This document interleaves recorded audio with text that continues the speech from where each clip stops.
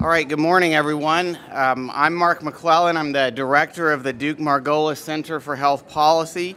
I'd like to welcome you all to this morning's event, our antimicrobial public workshop on designing economic incentives for antimicrobials on implications for the U.S. context. I really appreciate everyone being here today. I expect a number of people had a late night or early morning or some combination of all of that. You know, when you have an event on a policy issue the day after the election, you got to be a little bit careful. But one reason that we thought this was a good time for this discussion is, regardless of what happens with the election, regardless of what happens from here, this is an issue that isn't going away. It's an issue where there has been bipartisan interest in doing something more than what we're doing now, because what we're doing now is not sufficient. It's an issue where Republicans and Democrats, as you'll hear about today, have had proposals, but it's also an issue where we've not found a way to come together to address the problem adequately. So a good time, given everything else that's going on in the country, to make sure this issue stays on the agenda. So we're very pleased that you're here to discuss with us what we think will be some interesting approaches and some important new ideas for addressing the challenge of antimicrobial resistance. This is, as I've said, an important public health issue. Many of you all in the room are familiar with some of the difficulties in developing new molecules that target pathogens that continue to mutate and develop resistance to drugs that have long been mainstays for effective treatment. This is an area where there are important challenges in clinical development, timely diagnostics when patients who are often very ill need a quick determination or would benefit from a quick determination of exactly what antimicrobial would work. Challenges in determining which antimicrobials do work, selecting or identifying and enrolling patients in trials, demonstrating adequate benefits of the treatments, and as we're going to focus on today, limited return on investment to developers of products that have to deal with these uncertainties of product development, but on top of that, market conditions that are characterized by low sales volume and often low prices, and additional understandable new pressure for effective stewardship of drugs that come to the market, which might have the effect of restricting the markets even tighter by focusing even more on appropriate use so that we keep antibiotics that are effective, as effective as possible for as long as possible. Now, there have been a lot of efforts here in the United States and around the world that have focused on improving R&D and improving the regulatory processes for antimicrobials. We have also seen a lot of work with increases, a lot of benefits from funding to the National Institutes of Health and BARDA, and the recent launch of CARB-X, a biopharmaceutical accelerator that is focused on preclinical discovery and development. There have also been some other initiatives intended to provide push incentives, that is to help along the early stage development of antimicrobials. But what we want to focus on today is some of the challenges that drugs face when they enter the market, and as I described before, have a limited return on investment for that reason as well. Chatham House, Drive AB, the AMR Review, many other recent approaches have looked at how to overcome some of these market challenges through what are called pull incentives. That is, ways to increase the economic returns to truly effective antibiotics that once they reach the market.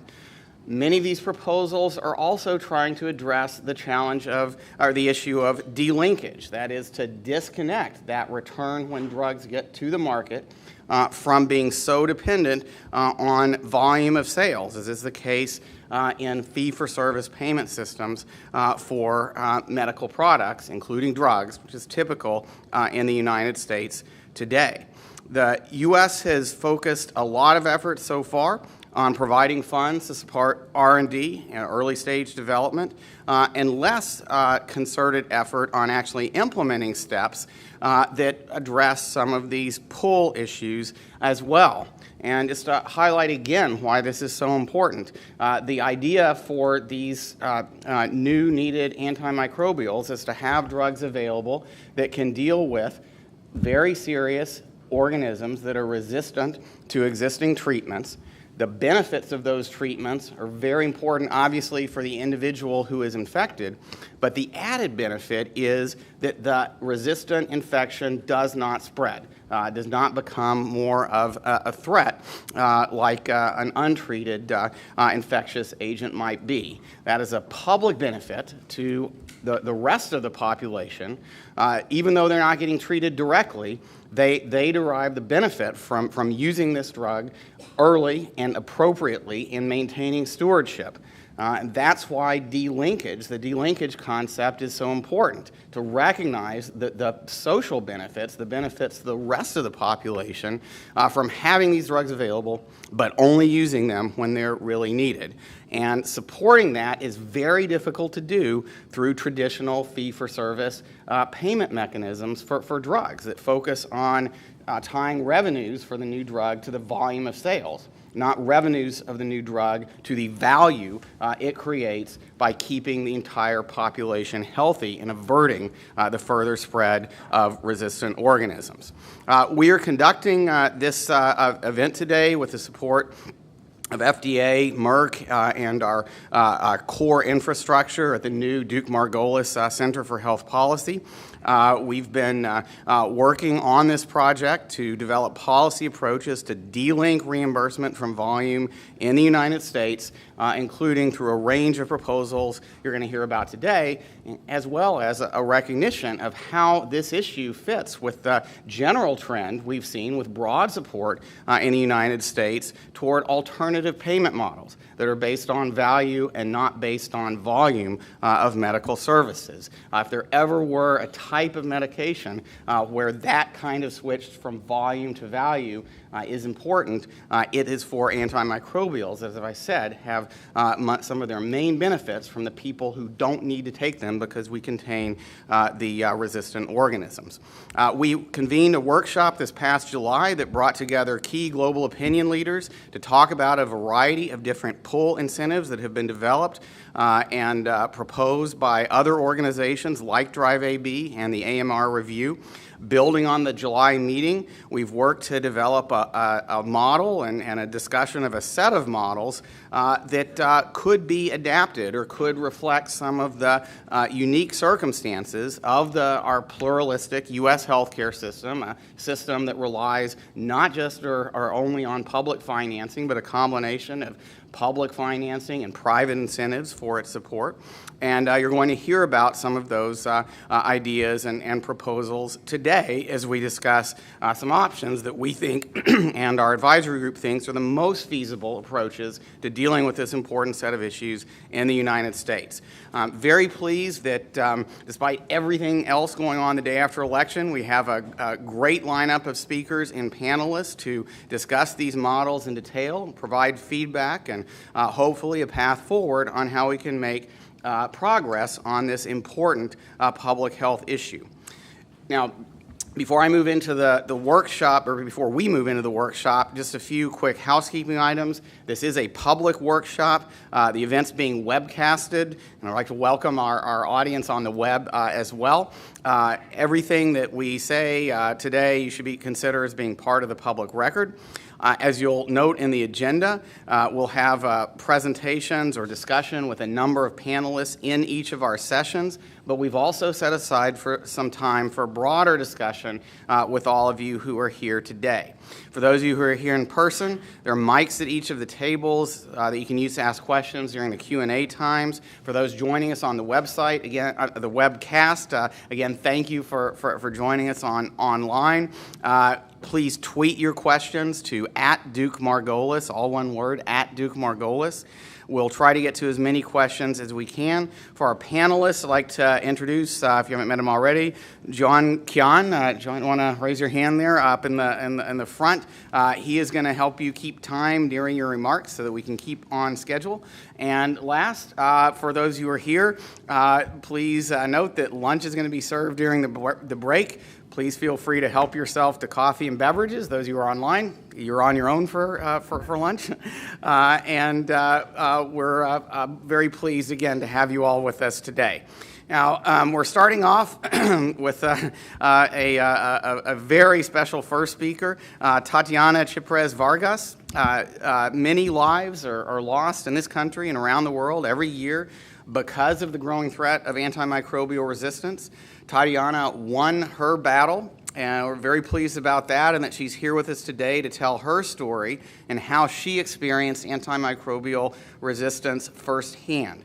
We really appreciate, Tatiana, you're taking the time to travel here today, and I'd like you to come up and share your story with us. Thank you very much.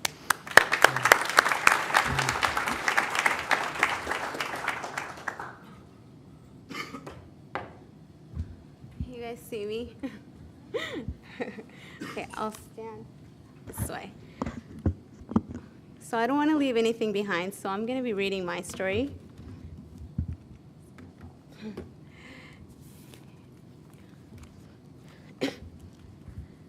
So my name is Tatiana Chipres Vargas. I have been invited to this meeting by the Duke-Margolis Center, and I'm pleased to be here today to share with you all my story. I hope my story will be able to raise awareness on antimicrobial resistance. So June 7, 2014 was the best day of my life.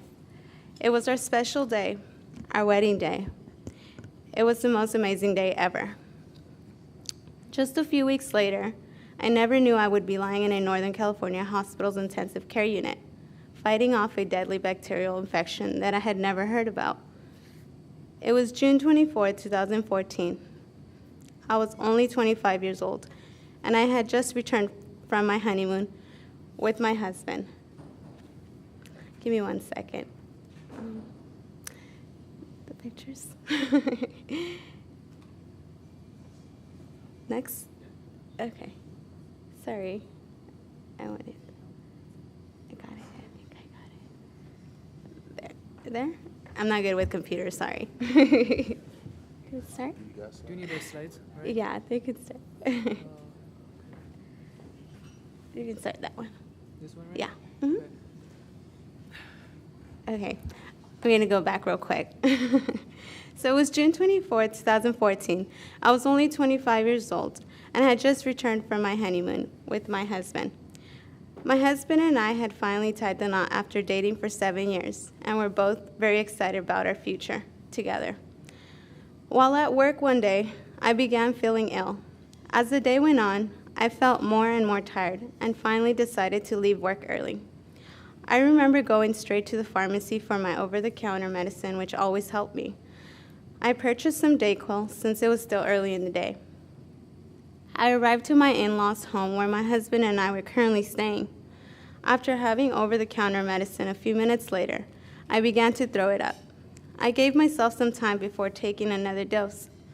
After the second attempt, I stopped because I threw it up again. My symptoms did not improve and actually began to get worse. My chest and back began to hurt, and I could not lie on my back when nighttime came around. I kept getting up throughout the night due to the pain on my chest. I decided to go home to my mom's house that morning because I thought to myself, maybe I can have some home remedies, and it might just help with this flu I thought I had. I took off to my mom's house in the same town, arrived early in the morning at almost 6 a.m. I called both of my parents and told them that I was not feeling well and I needed their help. My mom tried to tell me to lay on the bed, but I had to lay down almost in a sitting position because of the pain I was feeling on my back and my chest when I laid down completely. The shortness of breath began to kick in. I told my mom I needed to go to the hospital because I couldn't take it anymore. I waited in the ER for hours before I was taken in. I told the doctor how I was feeling, and all he did was tell me he would send me home with a prescription and that I would feel better soon. He then told me to open my mouth to check if there was something abnormal and checked my vitals. Out of that, he had diagnosed me with a strep throat and sent me home with a prescription and pain relievers. Excuse me. My mom drove me back to the house while she went to the pharmacy to pick up the prescription. Later on that day, my husband had arrived to my parents with more over-the-counter medicine, cough drops, and pain relievers. Nothing was staying down, not the prescription medication nor anything else that was bought or given to me. I continued to feel weaker and in more pain. No kind of medicine would help. Again, I couldn't sleep that night due to all the pain I was having and aches I was feeling. The fever then became another issue. By the time it was 7 a.m. that next morning, I couldn't walk, and my mom had to carry me into the car to take off to the emergency room once again. This time, the doctors admitted me in right away due to the high fever and clear sign of infection my body was trying to fight. By this time, my fever had reached up to 103 degrees. I began coughing up blood, and my lungs began shutting down. Blood tests and consultations with several doctors, including an infectious diseases specialist, began to look at me and diagnose me very carefully. The pain got worse. My fever was not going down. I began to cough very deeply, almost like a barking cough. This went on all morning up until 1 in the afternoon. By this time, I was given morphine and Vicodin because the pain was unbearable. We waited and waited for hours. Eventually, I stopped feeling pain because by this time, I didn't know what was going on. The pain literally took over me for the next few days. After 3 days and large doses of broad-spectrum antibiotics, I finally knew why I had been hospitalized. I had been in the intensive care unit for a few days now. Before this, I had no idea what had been going on. I woke up in a hospital bed in the IC unit with cables all around me, a PICC line, a catheter, IVs. I mean, it was something that I had never been through, and I was scared at one point because of all the facial expressions I saw in my family. I had finally diagnosed with something commonly known as MRSA. I later learned that MRSA is known for having a high mortality rate and can cause a variety of complications, including skin infections, pneumonia, and bloodstream infections. In the hospital, I was in isolation as doctors worked to treat me. The first concern from the doctors was that I was tuberculosis positive. After ruling out tuberculosis and testing positive for MRSA, I was given an antibiotic that is active against MRSA, and I began to show improvement. I was released by the 4th of July, but was readmitted shortly after the infection was still in my lungs. I had also contracted a secondary infection, which was hospital-acquired, but I don't exactly remember what it was. Following a second round of treatment and testing, I was finally released on July 12, 2014. MRSA has had a long-term effect on my health. I continue to have a chronic cough, and just last year, I was diagnosed with pneumonia and readmitted for a week in May of 2015. Now, any sign of a cold scares me because MRSA may strike again. How I contracted MRSA still remains a mystery. Looking back on my experience, I hope that my story has helped awareness around antibiotic resistance. And thank you all again for having me here today. So that's my story.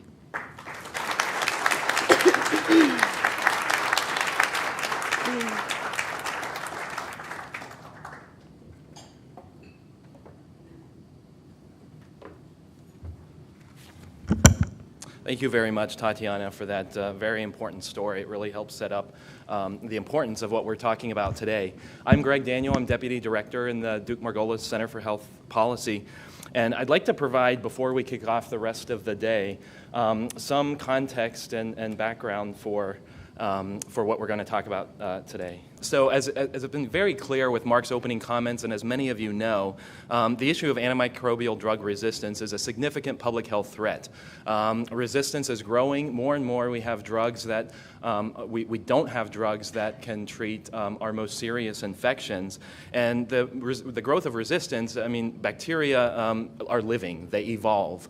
And it's a moving target. And scientifically, it's really hard, technically, to develop and keep ahead of bacteria. We need new mechanisms of action to treat these evolving bacteria. So that's one issue.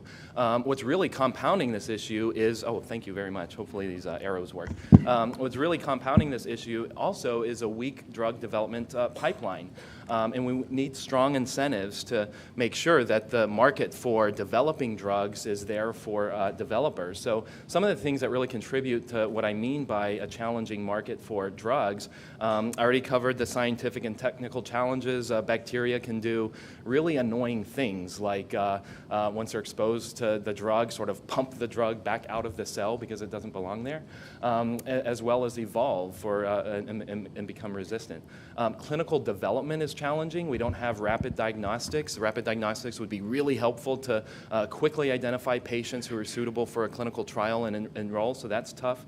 And then the economic market for drugs, for antibiotic drugs, is very challenging as well. This market is associated with very low returns on investment. In any other therapeutic area, as you know, it's really expensive and it takes a long time to develop a new drug. But once the drug is on the market, you have the period of exclusivity or the remaining patent life for the drug, and that's a time where you drive up uptake of the drug, utilization of the drug, because that's the period where companies and investors really rely on increased utilization, reimbursement, and revenues from that drug. In the area of antibiotics, that doesn't work.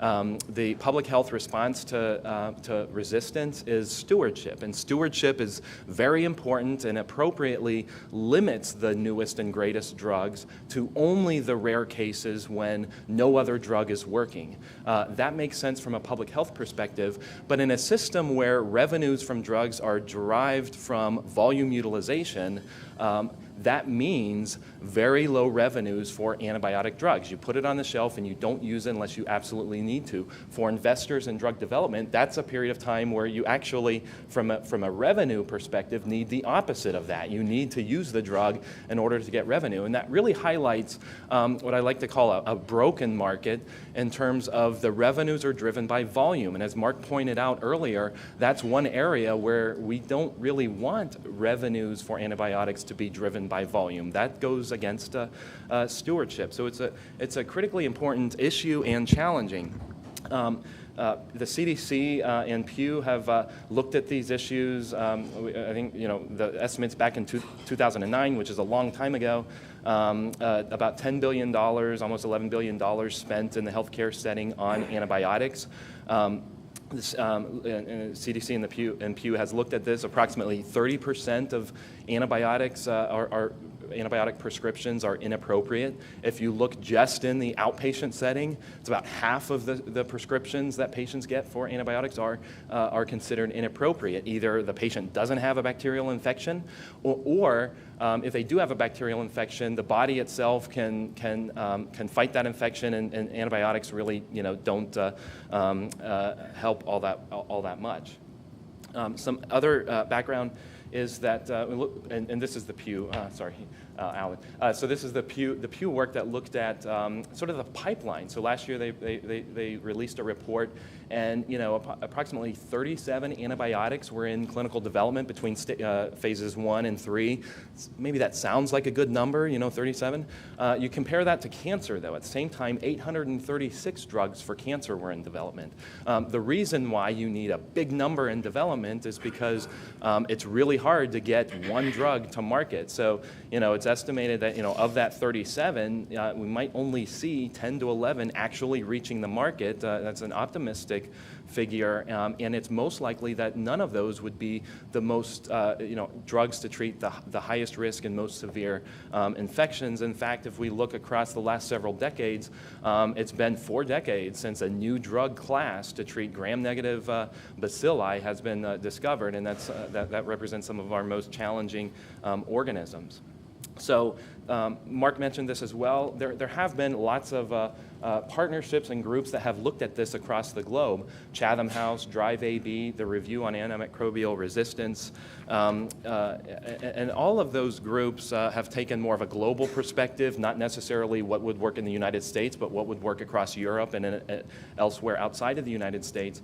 And they tend to come to similar conclusions. Three main principles that come out of these groups are, one is that we need push incentives, as Mark talked about, grant funding to encourage R&D to sort of cover the costs of research and development, and combined with pull incentives. So on the back end, once the drug is on the market, are there financial rewards, prizes, something that rewards a company for bringing one of these drugs to market and effectively delinks the revenue from volume. So an award that actually doesn't rely on how many people are using the drug, but a reward that is for the drug is there if we actually need it, but the award is not tied to the volume of use. That's delinkage. And then third, that global coordination, stewardship, appropriate use, all of those things are critically important. So what I have on this slide is sort of outlined some of the major push and pull incentives that are either being discussed, tested, and considered in part of some legislation. So as we said, push incentives reduce the initial cost of research and development and lower the barrier to entry. Examples of this include public-private partnerships that provide R&D funding, tax incentives, expedited regulatory pathways, all of those things. Pull incentives are sort of on the right-hand side of the screen. So upon approval and then beyond, provide an attractive incentive or reward once the product is approved on the market. And the net present value of a pull incentive can be a major driver for the decision to invest. Examples of this include add-on payments for hospital DRG payments for antibiotics, offering market exclusivity. Kind of a good idea, but additional exclusivity for an antibiotic that isn't getting used very often can have a limited effect. As well as delinkage reimbursement methods that we just talked about.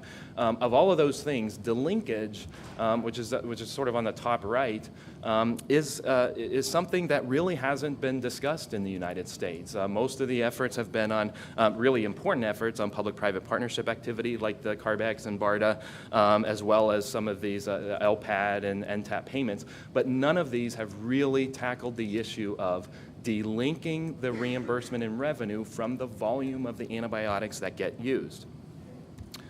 So that's what Duke-Margolis has taken up, and to look at specifically that piece of economic incentives, what could be feasible and implemented in the United States, what could actually work and be significant. So there are, outlined like four major principles, if you will, to what we think would be the success of any kind of proposal that would be effective. One is that it needs to be part of a comprehensive strategy. So no single pull incentive by itself will work. Push incentives are critically important. Pull incentives are critically important. Effective stewardship programs, all of these come together. Number two is that public funding is a significant aspect of these awards. And, this is one of the things where like some of the efforts across Europe, where there is a single payer system, public funding to support this exclusively is more tenable and can be feasibly implemented. But if you think about the plurality, as Mark mentioned, in the United States, we have a strong private sector in terms of payers and other healthcare institutions. And public funding, especially, considering because of the election, is hard. That's politically not very easy to get implemented. It's not necessarily sustainable. And so we think that public funding is important. Antibiotics are a public good. Even people who don't take antibiotics benefit from having effective antibiotics on the market. And so, public funding is important, but that can be reduced and it can be more feasible if it's leveraged with private support as well. So that's number two. Number three is that we think that this pool incentive where you have a reward that does delink from volume utilization is critically important. As Mark, again, mentioned, can't think of any therapeutic area where revenue should be delinked from the volume use of a particular drug. And then finally, as we've seen, and this does have strong bipartisan support in the United States, is that payment reform generally across the healthcare system is moving away from fee-for-service and toward incentives that reward for value, better patient outcomes, more appropriate care, and not driven by volume and intensity of services. So this sort of boils down, also this is another slide on principles, but more of a higher level. As we look at economic incentives, what do we need? Well, we do need something that encourages innovation, but that's not, that's a blanket statement. What we really mean is that we need incentives that enable small and large companies to succeed that are already in this space, to keep them in the space of continuing to invest in antibiotics. But what we also need are incentives that can attract companies that have abandoned their R&D infrastructure for antibiotics to actually come back into the space. Like, wow, this is a space where we can move into and develop promising drugs, and it's economically and feasible for us to do that. For sustainability, economic incentives need to be sustainable. It's not enough to have this great idea that after 5 years, when an award fund or prize fund is depleted, that okay, that idea goes away, now what do we do? We need something that is sustainable over the next many decades. Access. Some countries overuse of antibiotics, other countries underuse of antibiotics. We need to make sure that patients across the world have access to the most appropriate therapies. If we don't do that, then we're never going to solve this issue. It is a global issue, and economic incentives and the approaches that we're tackling specifically in the United States need to align with global efforts. Okay, so what is Duke-Margolis Center doing? This is, as I mentioned, an important issue. Not many have looked at the feasibility and applicability of delinkage models in the United States with support from Merck and some of our support under our work with FDA. We've begun to look at what could be feasible in the United States. We formed an advisory group. Many of the groups on this slide, both private payers and CMS were part of this. Patient advocates, small and large manufacturers, societies like ISDA, the U.S. government, international organizations, DRIVE-AB, the Review on Antimicrobial Resistance, et cetera, and academic groups are all part of our advisory group, and we tasked them to help us with what are the most promising delinkage models for the United States. Do we take them whole, as some of the groups have proposed, or do they need to be adapted to the U.S.? And so that's what we've been doing over the last several months. What you'll hear today are some of the most promising ideas that have come out of the expert workshops that we've conducted, the convening of the advisory group, and we came to three really important and very related ideas. The concept of a market entry reward is effectively delinkage. The idea is if you get one of these drugs that are treating our most severe infections, the areas of most unmet need, is there a way to provide that company a substantial award that forms their revenue stream and therefore don't need to rely on volume utilization? So you've effectively delinked that. That concept is a market entry reward. So how do you fund that money? Where does that money come from? So one idea actually is to use a transferable exclusivity voucher. We're going to start session one talking specifically about that voucher. It's one of the ideas to fund a market entry reward that seems to have been gaining a lot of attention in the United States. There's lots of legislative and policy proposals and activities around that. Amanda Jezik is going to talk specifically about the transferable exclusivity voucher. And then we move on to Kevin Outerson's talk, which is more general about market entry rewards, which the transferable exclusivity voucher could be part of that, but there are also ideas that Kevin is going to talk about around just actual prize payments. A lump sum payment for a company or a staggered payment over a series of a couple of years for that company. So Kevin's going to talk a lot about issues of implementation, ideas, how to make that more feasible. And then in our last session, I'd like to consider this as this is the new idea that's coming out of, all of these are sort of new ideas, but the last session is really a new proposal that really does address the fundamental shifts that we're seeing in the United States, which is shifting from volume intensity over to value.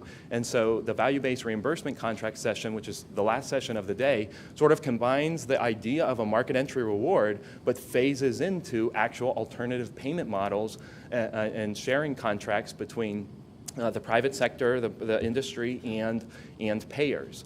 We hope to engage all of you in the discussions today. These aren't final proposals by any means. The backgrounder that was released is intended to just provide some background information on this landscape. After today, we'll be producing a paper that really does put forward a proposal around these ideas. And we're hoping today to engage all of you and tell us how we're doing so far. As you see these presentations and these panels, we need broader input, ideas from all of you. What do you think will work? What modifications will make them more helpful? And what other issues do we need to be tackling? That's a critically important step for today's discussion. Let me flip forward here. So what I would like to do in our next session, Mark McClellan is going to moderate, so I'm going to invite Mark to come up and introduce the next session. While he's doing that, let me ask the panelists for the first session to also come up and take your seat. That way Mark can go right into the next session. So if you're a panelist, please come up now. Thank you.